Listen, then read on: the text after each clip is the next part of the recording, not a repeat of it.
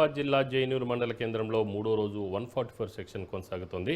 పెద్ద ఎత్తున ఘర్షణలు, సంజీవనగర్లో దాడులు జరగడంతో ఉద్రిక్త వాతావరణం నెలకొనగా శాంతి వాతావరణం జరిగే వరకు పోలీసులు పకడ్బందీ చర్యలు తీసుకుంటూ 144 సెక్షన్ను పకడ్బందీగా అమలు చేస్తున్నారు. గత 3 రోజులుగా మార్కెట్ సంపూర్ణంగా బంద్ జరుగుతుంది. బంద్ సంపూర్ణంగా పాటించడంతో సామాన్య ప్రజలు, దినసరి కూలీలు తీవ్ర ఇబ్బందులు పడుతున్నారు. అత్యవసర పనుల కోసం